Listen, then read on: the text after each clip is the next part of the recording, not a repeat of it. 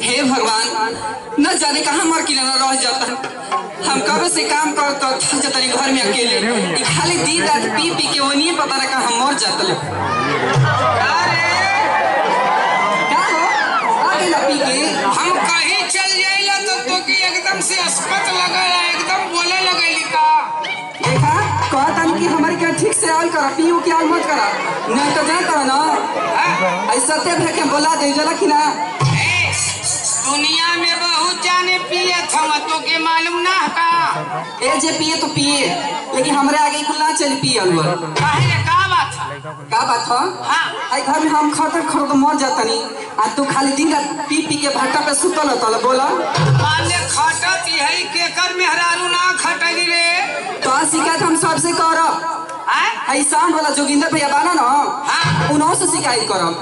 सत्य भैया से करब। हमारा अनिल कुमार बेंजी वाला उनको से शिकायत करब। अच्छा सबसे करबी। आई हमारा देखा नगरची भैया बैठल बानो, मुलाल भैया समेदा वाला, इनका से तो जरूर कहब। आ दलसिंगा भैया तो बटले बड़ा बड़का हमार। अच्छा और का सत्या ऑर्केस्ट्रा वाले हम उनहुस का काहे ना कहब, कहबे करब। कहबी हां मारबो ना गलवा से चपलवा लाल। अब भाई तू बड़ के बोलबा का बढ़ के बोलत है रे। त ऐसन इतना बड़ी बड़ी बात करत है और सबके बोला ले बिकात। काहे ना बोलाई आ जाई। हां काहे नहीं है का पहले कर खले रहना बड़ी मार मारवा वन बोलता हूँ लोग बारे में ना। वो लोग बहुत शरीफ लोग है चला कि ना। अच्छा शरीफ हमार और क्या तब काहे कहछे बोलवावे के त का करी तहरी को रहन देख के हमरा के ना कुफुत हो गइल एकदम से। त कतना तक खड़ देले ई बताओ त। आई घर में सगरी काम बाहर से भीतर हम ही ना करतानी, तोरो के बा करे वाला। अच्छा बाहरों का करत है और क्या अब भीतरों का करत है। हां अरे बाहरवा का त मत देखत हां लेकिन भीतरा का त ना देखत। काहे हां भीतर के करत तो तोहरा के करतानी का। अच्छा जब रोटियां उठिया बना देली सास के बनावेला हम ही ना बनाइला। अच्छा ई कुल ना चली। इतनी हम काम करत करत थक जतनी कि तहरा के हमारे को काम करे के पड़ी। का बताई का करे के पड़ी रे। करबा ना। हां कह दे ठीक बा। हां पहले वादा करा कि करबा करब, लेकिन यो बात करे लाग रही तो करब। अरे करे लगबा हो आ नहीं तो छोड़े लाग रही तो छोड़ दे। ना ऐसा बात ना करे वाला बात क्या करे के बाद खाली थोड़ी सुनो। देखबा का बताई हम ना पैर में बड़ी तेज दर्द करता। तनी हमर पैर दबा ये बताओ कि मेहरारू का पैर या गोड़ केहू दबौले हरे। हे भगवान आजकल तो सब लोग दबावता, पूछ ला सत्या से दबावता कि ना लोग।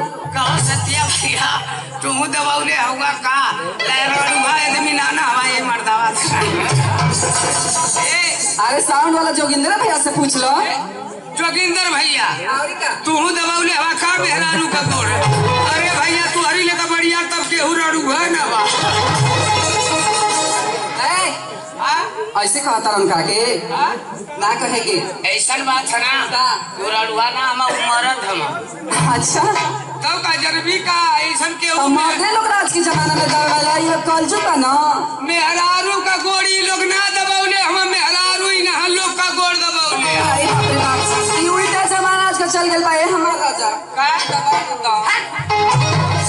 और जो नहीं तो मरवा इतना मार भले जे पिटा जेबो तब तू हमार गोड़ ना दबाई बा। नहीं रे ना दबाई बा ना दबाई तो जाना तो तेरिया चली तो दइयो ना जलनो आ तो से हम गोड़ दबवा ले तो हमसे तो से देख मत तो से बियाह कैले अच्छा अतमो से शादी कैले है। अरे पागल बियाह शादी दोनों एक ना भाई काहे ना दू ठे होला पछियो खा ले। अरे ये बता दू ठे ना भइले ठे बियाहवा होला कि ना। अरे वही के बियाह वही के शादी कहल जाला। पहले होत रहे बियाह फिर बाने गौना होत रहे। गौना होता अरे पहले शादी रह आ पहले बियाह रहे अब का होला शादी विवाह।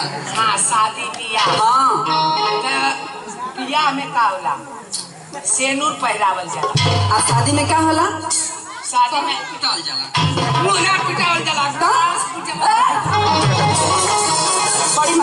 बोला चला कि ना अबे बोला है सत्य भैया के चला कि ना सत्या भैया हाँ सत्या भैया के बोले इबू ना हाँ तो कह दे ना कि तुम्हारे सतरा उनाऊ के बुरा लगा जबान तक ना दबाई रे कह देनी कि ना दबाई तो ना दबाई नहीं चला ठीक बा अगर हम कसम खातनी अगर असले बाप का बेटी हो असल बाप की बेटी हो तो तारा से गोड़ दबा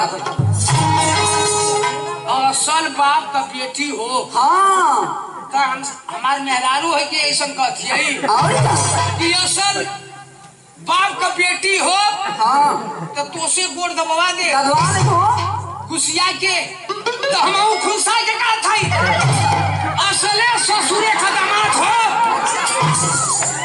तो तोर गोड़ ना दबाई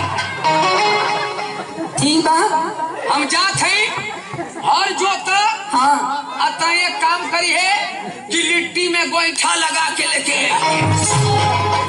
अरे पागल लिट्टी में गोईठा ना हाँ गोईठा चूल्ही में लगा के लिट्टी सेक के लेके आई अरे हाँ आ वही पे तोरा के एगो हई का होला बैगन होला ना हाँ ओकर चोखा बना ले आ पे एगो खड़ुआ मरचा ले ले ठीक है ठीक बना सुना तू बात पर तो या तू घरे रहिया आ ऐसा की एक काम करिया कि बाल बाल लहना गैया के खिया आ निसुआ पर बैठ के अपन भदेली खजबा हे भगवान अब तो कसम तो हम खाइए ले ली लेकिन गोड़ दबाई तो कैसे दबाई माँ किनौना से आ कुछ तो उपाय करे के पड़ी आ बोला खाना लेके आवा ठीक बा लेके चले देखी कहाँ हर जगह था ना